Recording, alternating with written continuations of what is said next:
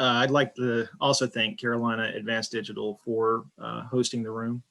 If you haven't played bingo with them at their booths, it's a lot of fun. They did it at the spring conference, and they give out some nice prizes during the bingo session. So please go check them out, and thank them for sponsoring the room. My name is Kevin Taylor. I'm the Director of IT for the City of Eden. We are located in Rockingham County. Eden is right on the Virginia line, almost in the middle of the state, state's top border. Rockingham County, the county that we're in, as of the last time I heard, we are a Tier 1 county.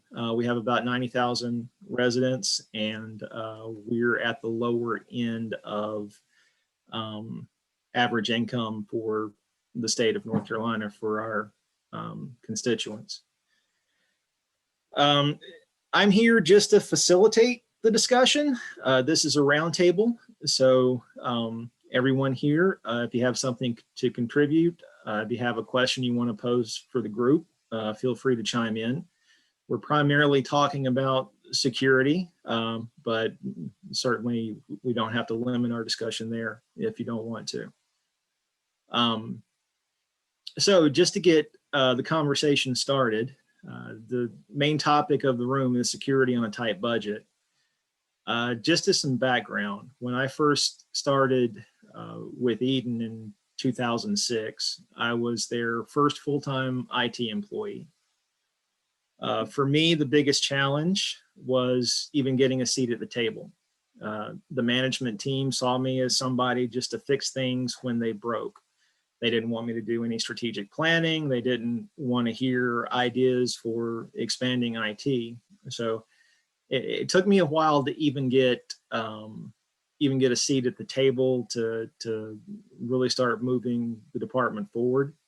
15 years later, I now have 2 full-time employees, and we've grown our IT budget from that first year. The entire IT budget, including salary, was less than $150,000. This year's budget, we got a little over $500,000 approved for our projects. So it's been a growth experience. So let's hear how you guys are doing.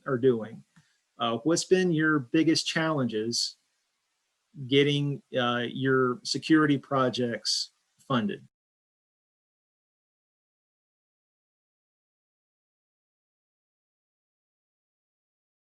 Man, don't everybody talk at once.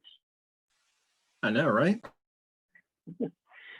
Hey, my name is Ben Liddy. I'm the IT manager for the city of Lenoir. We're located in the foothills of North Carolina. I just transitioned in this role in May, and coming from information security background, my first real state job or government job was working for the community college, where I was awesome at PC tech work and formed a team of PC techs that helped Durham Tech get into updated, basically going from antiquated equipment to modern day equipment. We did a lot of moving and shaking back in the day. That was 2006, 2008. But after going through working there for several years, and then working for an NGO, and then Google, and then getting in full-time InfoSec, I transitioned into this role. Mainly what drew me to this role was the wide gamut range. I had never really worn the management hat before, and being able to manage a bunch of different systems that are dissimilar, but also trying to secure all the different parts and pieces in different locations, and being the citizen of this fair city, decided to take on this role. So my biggest challenge is that there was leadership years back had decided that maybe IT is a cost center, and tried to sub everything out. And so I've got kind of a dual challenge of a contracted truncated budget that's very tiny. And the reason it's tiny is because of the perception that money was, misused before, even though it wasn't really. I mean, the scale of and scope of all the stuff that has to be secured is just insane here. So that's my biggest challenge. It's not necessarily the budget. It's the how can we deploy all of these systems that will help protect the city at the same time, be able to easily manage it. How big is your IT department? Yeah, that's pretty much me and 2 other guys. I feel your pain. I really do. For smaller municipalities and smaller counties, small departments, we all have to wear all of the hats. Sometimes the hats don't fit well, but you still cram them down in your head and you keep moving forward. For you, you said a lot of the IT things had been subcontracted out. Yeah, mainly it was these specialty systems that needed to be maintained, and of course there was some license agreements with VMware and Cisco and other vendors that have essentially been replaced with either open source or much cheaper alternatives over the past. My predecessor did a fantastic job of literally cutting our budget to pieces. I mean, he took it from his overinflated budget, and I mean he gets kudos for it because he did a fantastic job, but he set this perception that it shouldn't cost anything and we can just do open source for everything, and you can. I mean, it's really hard to find an EDR platform that you can deploy that gives you visibility into all the different crazy endpoints that are getting plugged in and pulled off of your network, and getting MDM implemented for people that have places or departments that have high churn rates. And I came from a large NGO that was huge and had offices in over 30 countries, and it was hard for us to manage in my last role. And so now we've got 16 locations in the city, which is, I mean, most of these places it takes me 10 minutes to get to. But at the same time, they can be in, they're just different use cases. The water plant is clearly different than the police department, though, you can't put out a fire without the water plant being functional.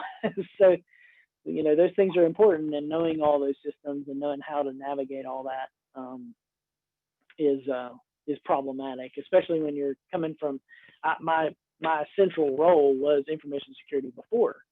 So taking that hat off and putting back on the management hat, I'm trying to look at it from, okay, well, what about acceptable use policy? Do we know people aren't using this for Facebook?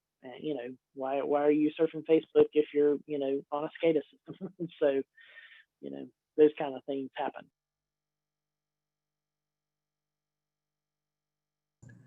I have a question when it comes for security on the budget. I'm Brant Meredith. I'm the assistant IT director for Burke County. We have about 90,000 population. We're kind of in the foothills, just the road up from the north there. We're in between, for those of you who may not know, we're in between Asheville and Hickory. Catawba is a bordering county for us. We have a department of 11. It's myself, the director. We have a database administrator, a network administrator, 2 lead technicians, and 4 techs. And the thing that I think we're looking forward with moving forward with the challenge is our board our board of commissioners has been so gracious to us for allowing us to have money to implement things that are improvements. Like we just started a 3-year plan going into Cisco DNA, Cisco HyperFlex, HyperConverge. It's about a $350,000 a year plan over a 3 or 4 year plan.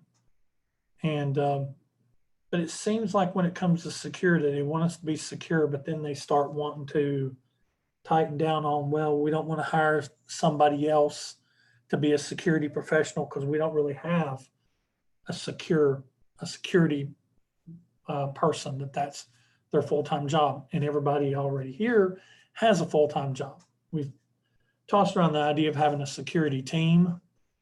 But we were looking at, my question is, long, weird worded question, is as far as a SIM or a SIEM appliance, what are some counties doing that may be our size? Or are there any of you using or considering using security as a service? We've talked to several vendors about that, and we can get a SIM server. We actually used to have Alien Vault up and running, and it crashed, and we've never got it back up and running. And now it's not even Alien Vault anymore. They got bought out by AT&T, and so we've never implemented. We got the money to implement one in our budget.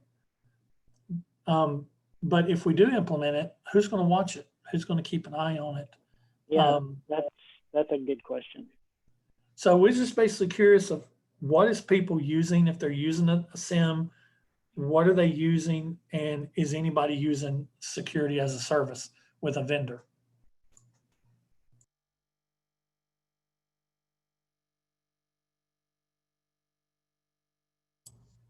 Hey, this is Go ahead. Hauser from Iredell County.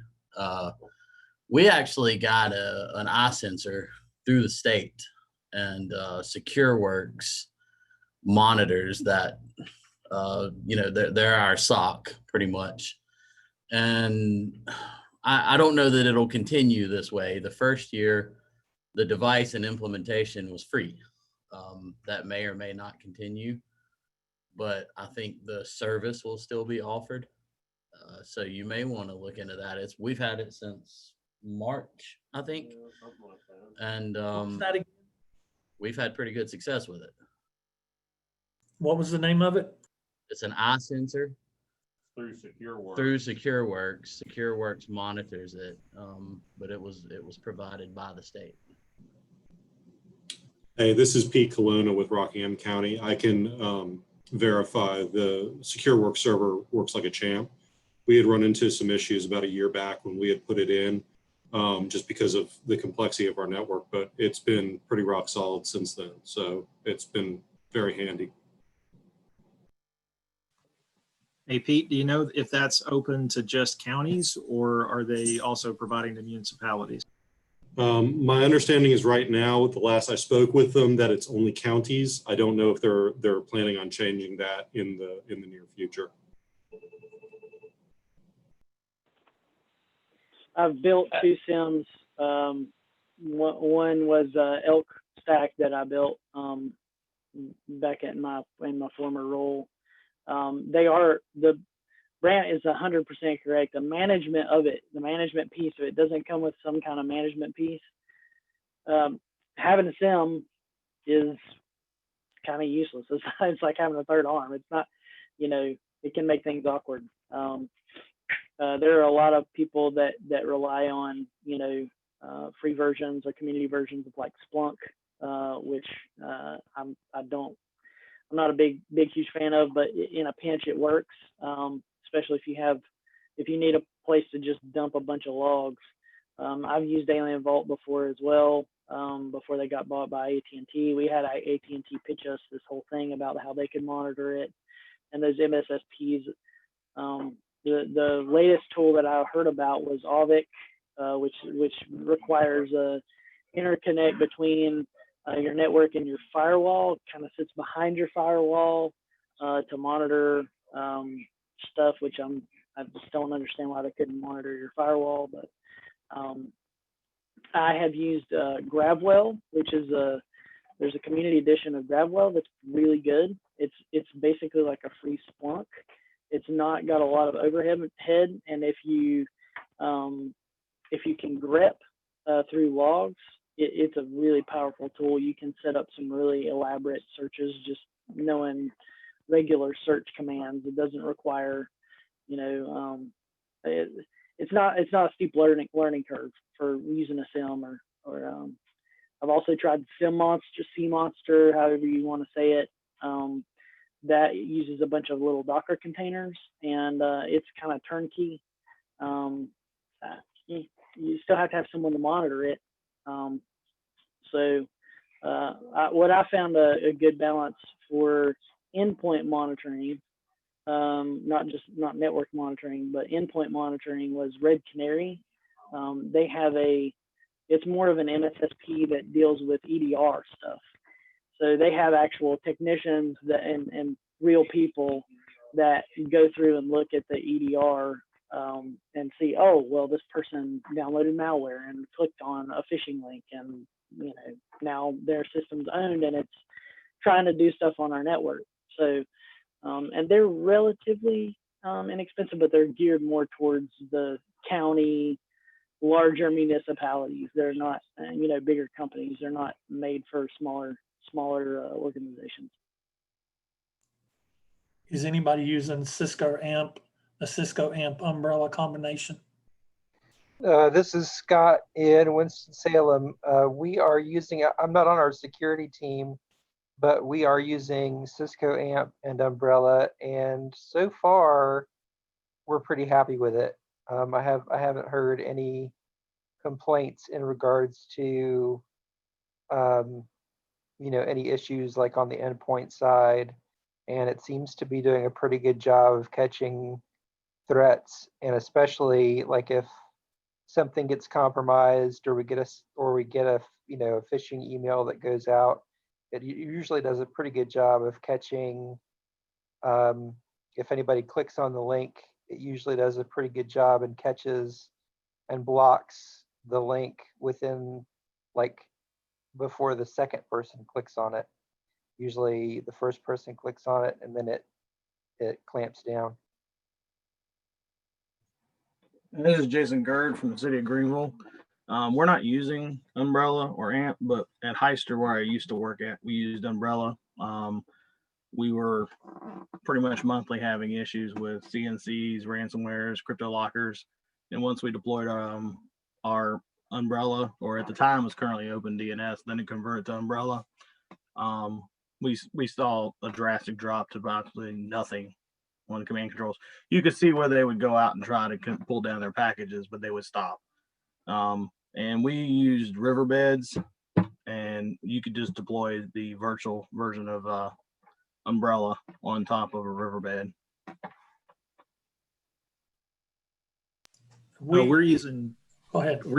Sorry. We're using Umbrella, but we're not using the AMP piece of it. It has been eye-opening. A lot of the reports we get out of it, I'm not a big fan of their reporting piece. It's a little clunky in my opinion, but it has been interesting to see the get better visibility into our traffic.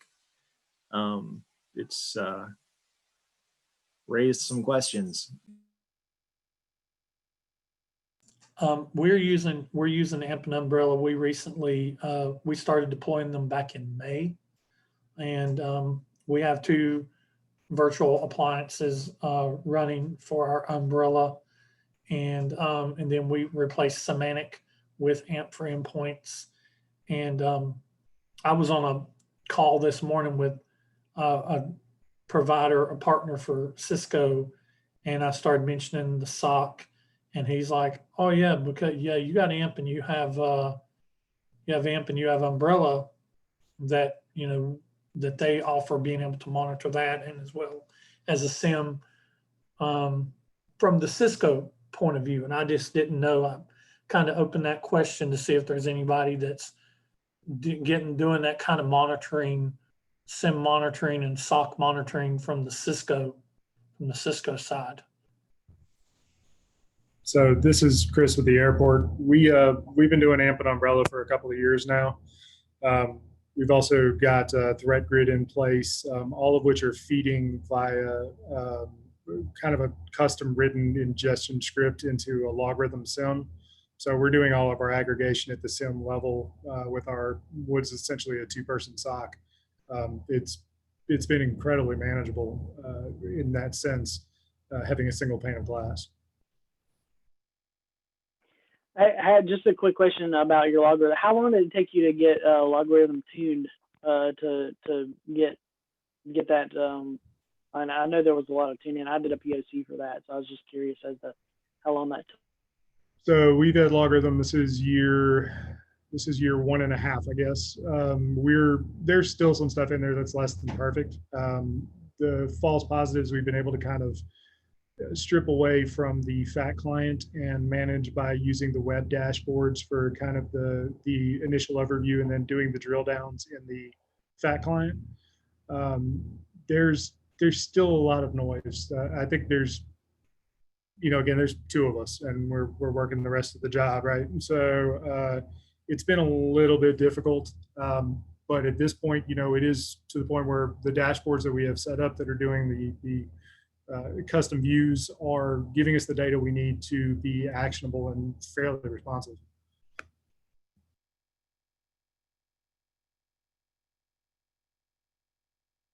That's good to know. I appreciate that, because I think right now with everything that we're working on, having a SIM that's up and running and having somebody to monitor it either somewhere here, which is not preferred, or having a SOC monitoring it.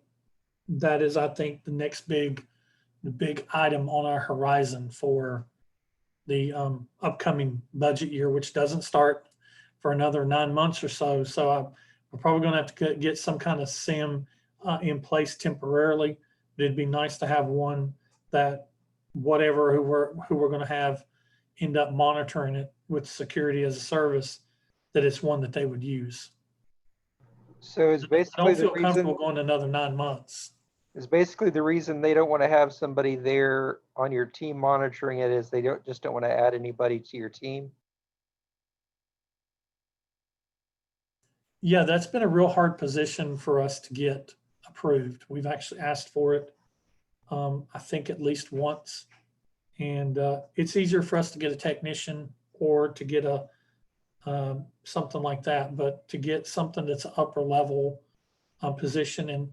And one of my main concerns, and one of my director's main concerns, is, I don't know if you guys seen it or heard it. You probably have. We've talked with other people about it, and I've talked with other directors and assistant directors and administrators about it, is that that security technician position is a high turnover position. And it would especially be for somewhere like Burke County, because we're not the most competitive salary wise with counties that are just a 30-40 minute drive from us. So we don't want to create a position that has insurance, retirement, all this has to be managed, and then have to possibly retrain somebody every two years, or replace somebody every 2 years, because people job jump and just kind of keep working their way up that ladder as they get more and more experience. But I think burnout is real. Burnout is really, especially in this area, like this particular in information security, burnout is like the number one reason people jump. I mean, I'll be honest with you. I was an analyst, and I had been there for 3 years. I have a bunch of SAN certifications, and this management position became available, and it was just like, I guess if I'm going to be the security guy, I'll be the security guy and the manager. So, I'm very familiar with Burke County. I grew up there. Tell Brandon I said hey. So. Sure will.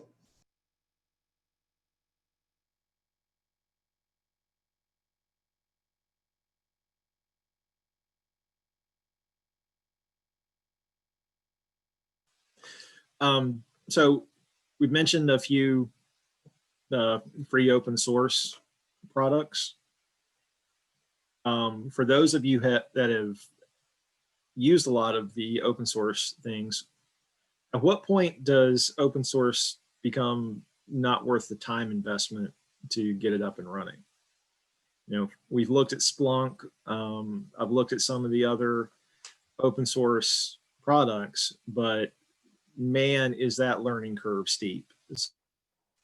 for you guys that are using it, what's your cutoff for bailing out of that project before you get sucked down the rabbit hole? For me, the big thing was going cross-eyed doing JSON configs for elk.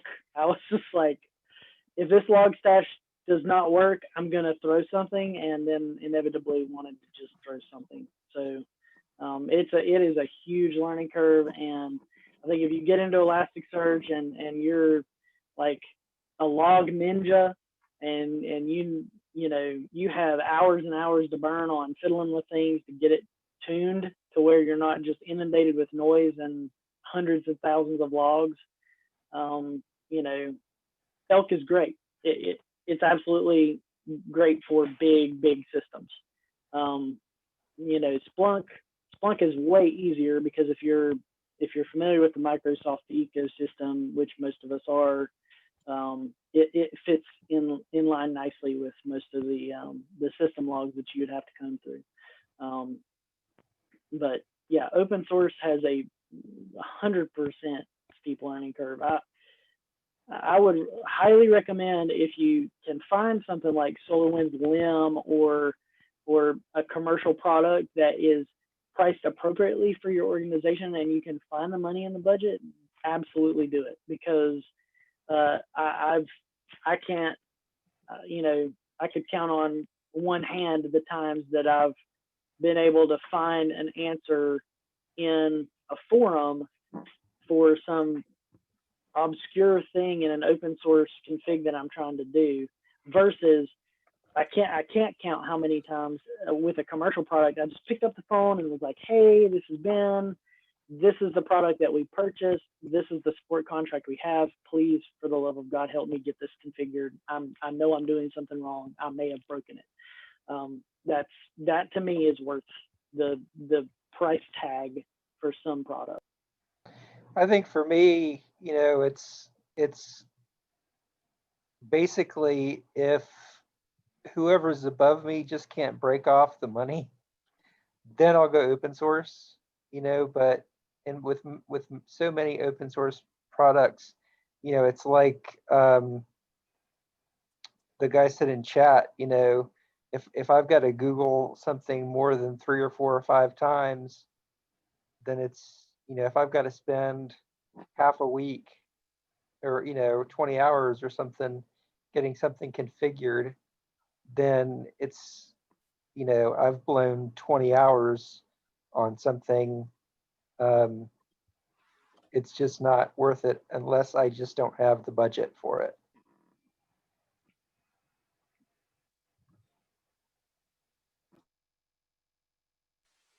Okay, for those of you where open source has worked out, what is your favorite open source solution you've implemented? I'll start the discussion for us. We just implemented an Active Directory password checker called Lithnet, and it's free. You set it up via GPO, and there's an agent that runs on one of your DCs, and it uses the NTLM hashes from the Have I Been Pwned website. So every time somebody goes to change a password or set a password, it checks that password against several billion pwned passwords and rejects it. It's been frustrating for some of our users because they've had to sit there and try 5 or 6 times to get it to take a password, but I strongly believe that their passwords are stronger because of it.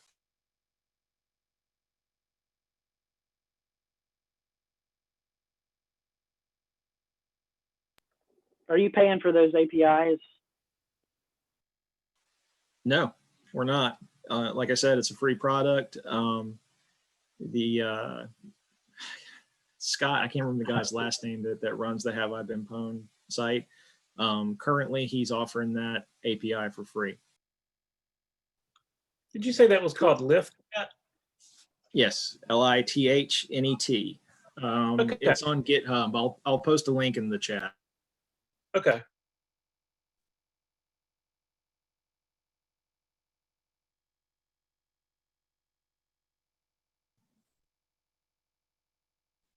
I did implement the free version OSIM with the the AT&T security, formerly Alien Vault. I did implement that in a small scale, but it was mainly stood it up for the scheduled vulnerability scanning of our DSS child support areas when that the IRS 1075 regulation came out, and we didn't have budget for Nessus.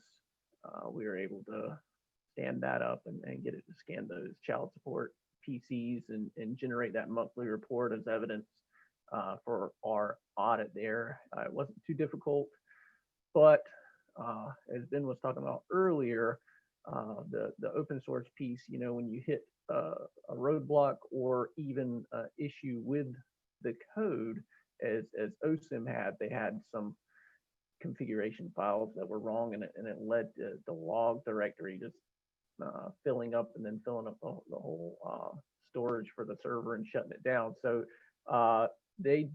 it was addressed in the forum, so you could go in and make a change, inside the actual CLI or the Linux command line on the server. But it took a while to figure that out, and it took me a while. Took it a while to get up on the forum what the actual fix was, and during that time, it's a lot of frustration there. So it wasn't without its pain points, but now that it's resolved, and before that became an issue, it was providing this monthly report of all those DSS PCs so that we could turn those in whenever the next audit comes.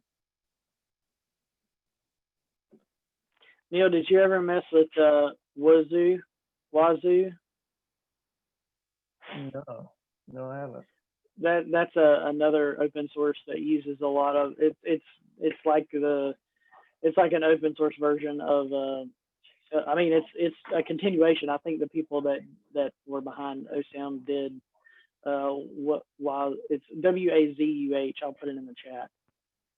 It's another open source version. That's why I asked, because I had originally did OSSIM when I first started getting into it, and was guided by a friend of mine who strongly recommended I just do that instead of trying to build an ELK server. And then the management came to me and was like, build an ELK server. so yeah, I got corralled into that. Okay, well, I'll definitely check it out. I mean, the OSIM, like I say, it's still the community still sort of exists, and it has some snap-ins, and it's not completely hard to use, but at the same time, some of these other products do have it seems like a little bit more development, a little bit more modern interface and usage.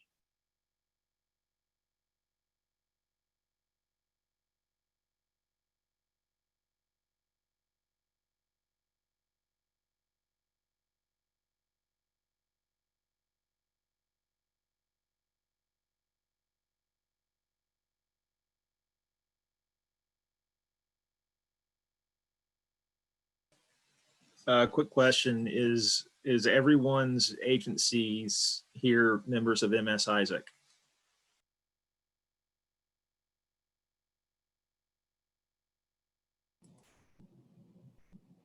Yes, for Brunswick. Yes, for here. Yeah, I just got signed in. Yeah, MS Isaac is free to join. They're going to offer you a ton of free resources that you can take advantage of. The CIS Secure Suite being one of the better parts of that. If you do have a security incident, they'll provide resources for you. And again, all of their services are free.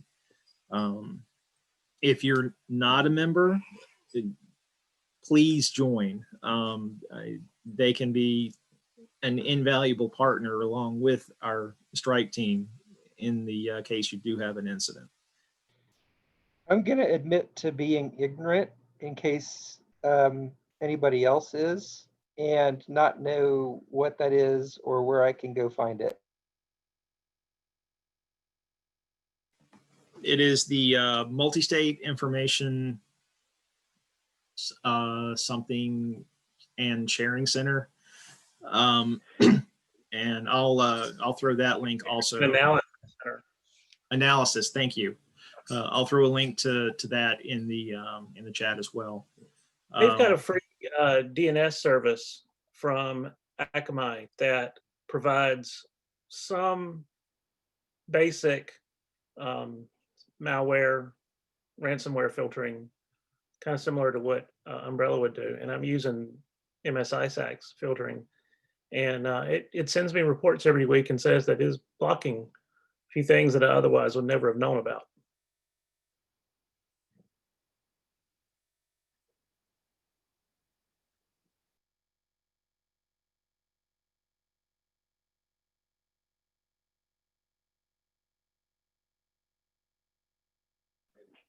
Yeah, there are a lot of different tools that will have.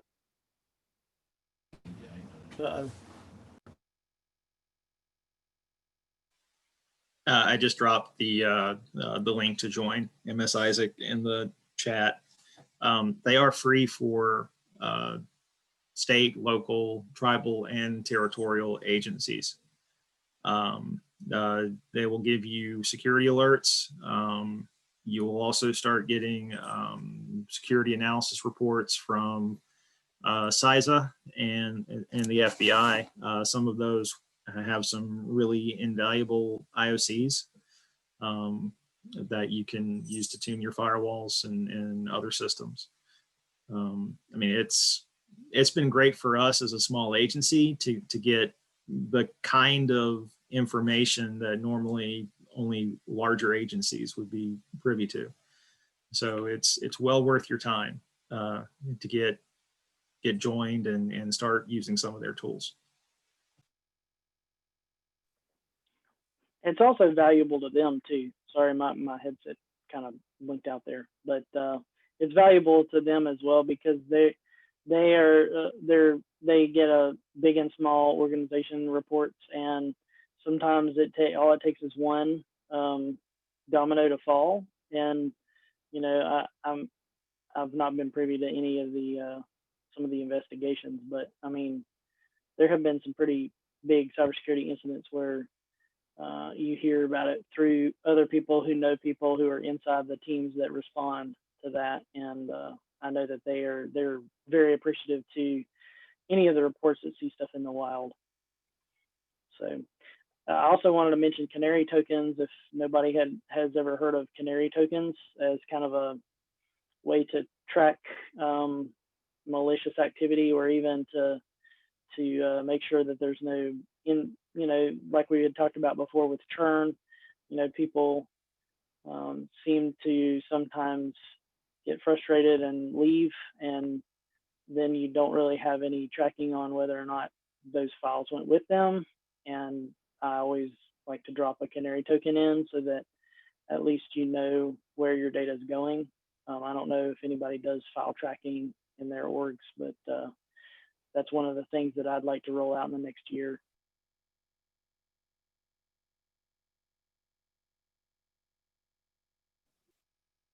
And before we move too far away from that MS-ISAC piece, they're also partnered with that nationwide cybersecurity review, which I think you have to head to their page to do it. So it's last year that was tied in with some of the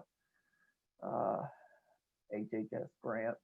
I think maybe in emergency services and DSS divisions, you had to,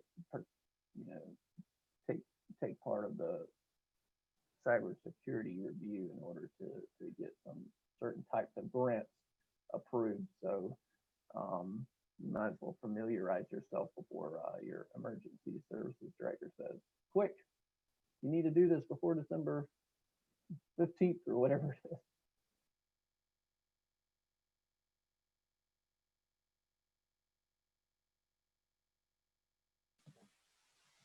While we're talking about cyber incidents in MS Isaac, another thing that is available to counties is, I don't know if they're still doing it, but they were doing it. The North Carolina National Guard does offer free cyber assessments. And they will also be a resource for you if you do have a cyber incident. So that's something else to look into for you county agencies. As far as I know, they're not offering that to municipalities yet. And hopefully that will be a future feature. And I'll tag on to that, Kevin. We just had ours done 2 weeks ago. One of the North Carolina National Guard units came out. It's a team of 5 personnel, and we set them up in our conference room, and we had provided them with some information about the network and a few other things that they require to do their vulnerabilities, and they sat there and plowed through a sample set of servers, comparing them against their SIGs for hardening, and they did the Nessus vulnerability scanning and collected all their data, and we're awaiting our report back from them right now. But it was a pretty painless process, and they're real nice guys and easy to work with. So I think most every county could probably benefit from it, but especially your medium and smaller counties that don't have the dedicated security staff or the time to even try and do some of the security assessments because of just the scale of their computers and the little time that most of us have. Has anyone had any experience with the MCNC security monitoring or SAS? Or I guess it's a service that MCNC. I did a conference call with them. They have a pretty interesting system. Uses I think the Zscaler and some other pieces of software to kind of allow you to have security monitoring. Does anybody else have any experience with?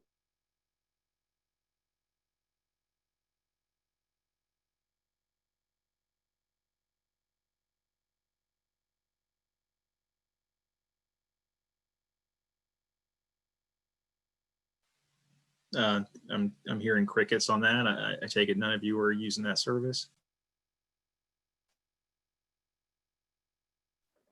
Cue the cricket sounds.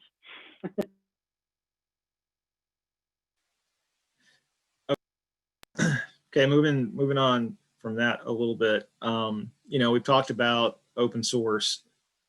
If you've got the time and energy to put into it, being a good supplement for your budget. What are some of the tools that you guys are using that you are paying for that you absolutely won't compromise on? It's one of those things that you will fight to the last for to make sure it's in your budget.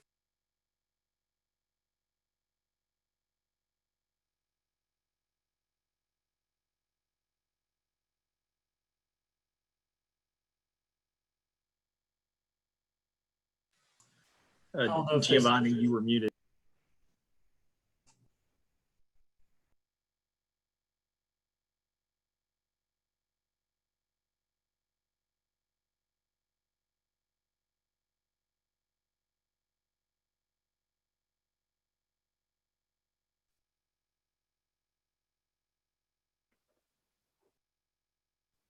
It shows you're coming off mute, but we can't actually hear you.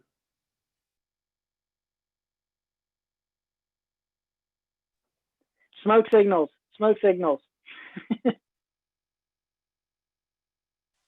While he's looking at that, Brant, you want to go ahead? I was going to say, I don't know if this has exactly to do with, SIM or things we was talking about earlier, but I think we're always going to fight for, security wise, we're always going to fight for antivirus. We're always going to fight. And now that we've got it and we've seen what it does, we're going to always fight for Umbrella or, a DNS, something that looks at DNS and does some of the amazing things that Umbrella does. And it is a little bit of a pain in the butt in the beginning because you actually have false positives that you have to go in and set exceptions for. But those two for us and AMP has worked really good. It works good on our servers. It works good on our endpoints. And like I said, I'm just excited to take it a little further with either a functioning SIM or a SOC. And I've been taking a lot of notes concerning that. That's really what I wanted to walk away from concerning that, was information on a product to use or a partner to work with, a vendor to work with. If you've had a good experience with a certain vendor or a certain partner, because that'd be the next thing that we'll be weeding through is, okay, we know what we want. Who are we going to get it from? So. For the AV side, we've been using Carbon Black, and we're on our second year of that. It's great. I mean, that and Umbrella are the two things. Those are the hills I would die on for budget. The kill chain reporting alone for Carbon Black has been excellent for us. So is that Carbon Black response or protect? Protect. Okay, I did response, and I can absolutely vouch for Carbon Black response. It's a really good piece of software, especially if you you can't protect against everything. People are going to make mistakes. They're going to plug stuff into their computer. You can hot glue every single USB port that you possibly can find, and someone will figure out a way to plug in something into that computer. It's just the nature of the beast. But if you have an EDR or anything that can report back, even if it's just, IPS detection or IDS, something that's centralized that you can use. The other thing I was going to mention was the thing that I would fight for, and the thing that I have fought for right as I came in, was remote management, like remote management utilities, to where you don't have to go to 50,000 different desks and sit down at someone's computer and they've got crumbs on their keyboard and Lord knows what else. There's TeamViewer, Splashtop, Spiceworks Remote, Zoho, whatever. Anybody got any other recommendations that they would recommend? Beyond Trust, Bomgar, that is undoubtedly hands down the best remote management software we've ever used. Sorry, Joseph, I'll fire you to keep to keep Bomgar. I'm just kidding. I won't fire. I guess not so much something that I would fight to keep, although I would fight to keep AMP and Umbrella. But if anybody tries to bring Symantec back into our organization, I would fight to keep it away, because, oh my gosh. And, we're more and more using SCCM, and I love it. And I never want to go back to a situation where I don't have access to SCCM. I feel weird endorsing a Microsoft product, but it can do some pretty amazing things. Yeah, I have looked at that. I think we are licensed for it through our enterprise agreement, but for me, the learning curve there was almost as steep for some of the open source stuff. You recommend any resources? Well, thankfully, in our case, we've got somebody who was doing it at his previous employment, so he's our internal expert. So I don't have any recommendations as far as like a vendor or anything. But yeah, it's definitely got a learning curve, but once you get it implemented, it's a pretty great tool. Now, it doesn't make sense for every environment. I think if you're a smaller shop, it may not make sense for, I'm sure there are tools that are better suited for smaller environments. But if you've got a larger environment and not a very big staff, if you can implement it, it's a big help. What we've ended up doing, we just have implemented PDQ within the past 2 weeks, 3 weeks. Joseph Smith, who is our newest employee, full-time employee, has been working on that project, and it's been pretty good for updating some of the things that you normally have to put your hands on to update for us. and relatively cheap. I believe it was less than $700 for that license for one technician to manage. The other thing that we've been using, open source product is for imaging, is Fog Server, free online ghost. It runs on Linux, and you pixie boot your machines to either capture an image or to deploy an image, and it's free. It's been rock solid for us for the most part, and it's our go-to.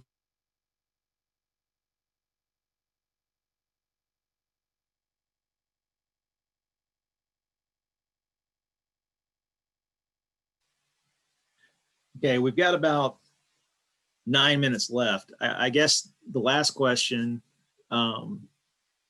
your people firewall, your meat space, so to speak. What are you doing for training and testing your users' knowledge? We're a KnowBe4 Platinum customer. That's another thing I'll fight for in the budget.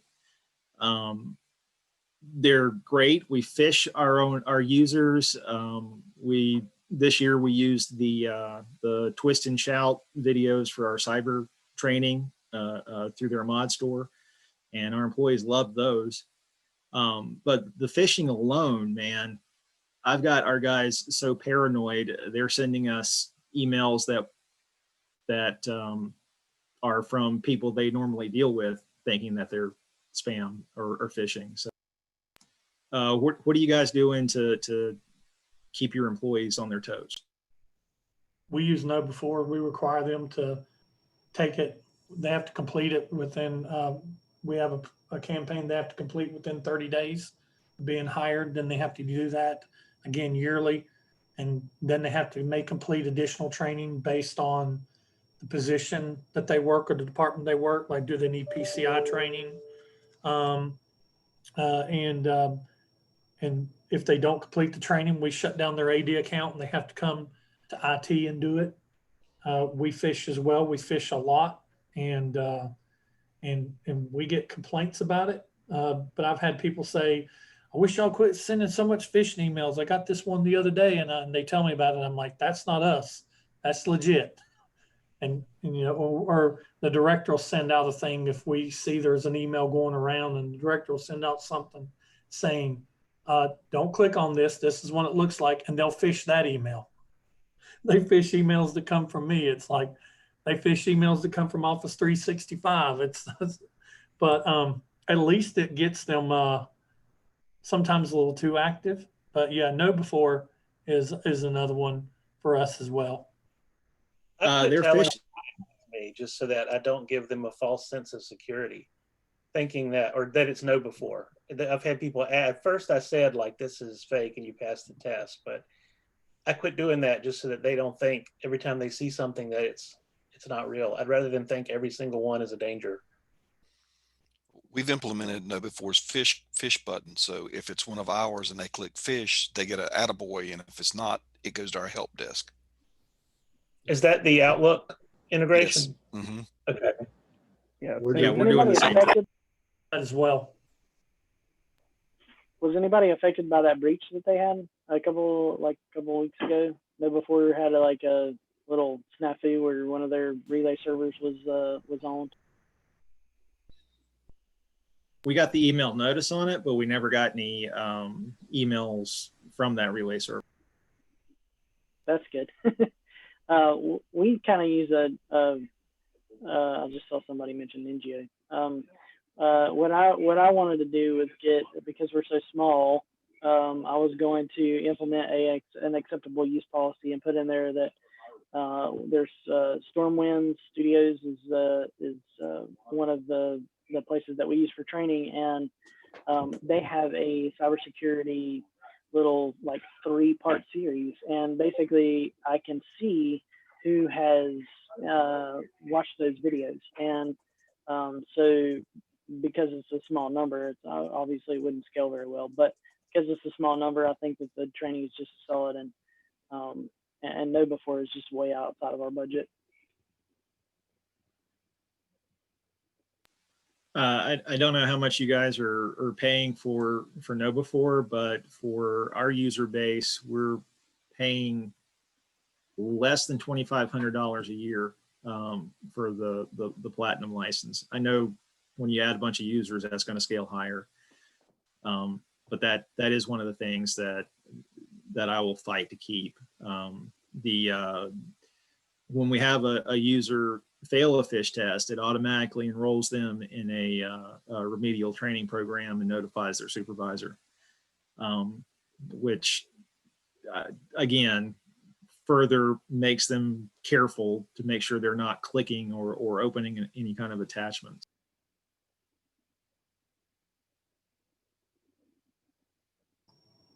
Yeah, we're using KnowBe4 many of the same ways many of you guys are.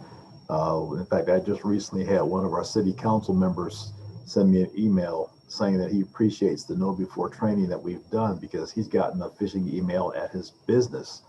And he said, had he not had that training, he would have clicked on the link and who knows what kind of a mess he'd be in.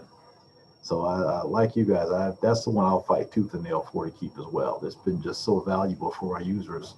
And as my users send me emails, clearly they'll see it in the from section that, it's coming from xyz.bulgaria.wherever. And they'll say, is this legit? Just want to make sure. And of course, I'll start forwarding that out to all my other users to say, here's an example of something you may see. Tell me why this is not valid. And that's been a big help. It's been a big help. People, but the end users don't like it. They call us the IT trick desk instead of the IT help desk. But, you got to train them. A paranoid user is a safe user. We had one of our police officers say she was going to put out a cyber stalking warrant on IT for sending them more phishing emails. So I have a slightly ironic story. We signed up to, I don't remember the name of the vendor that we used. I'm not sure if we're still using them, but our risk management guy set up a phishing test and with a vendor, and he didn't tell our help desk, which I was on at the time, to look out for, when it was going to go out. And so we started to get calls from our users about this suspicious email, and this suspicious email was a link to sign up for the vendor's training for the suspicious email training. So I think the training was the email for the training was more effective than the phishing test that happened later.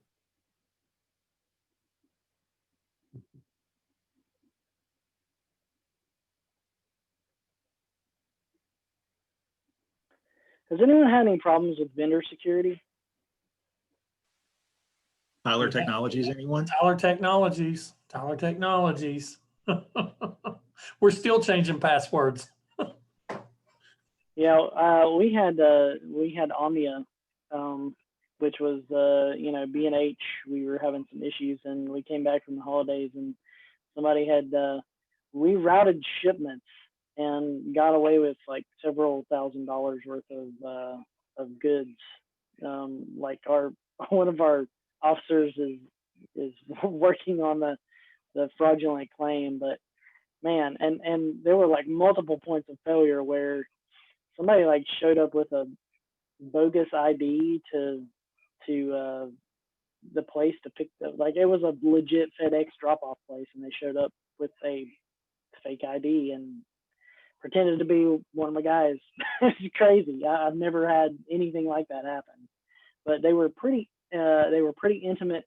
They had some pretty intimate knowledge about how B&H Photo does their shipping.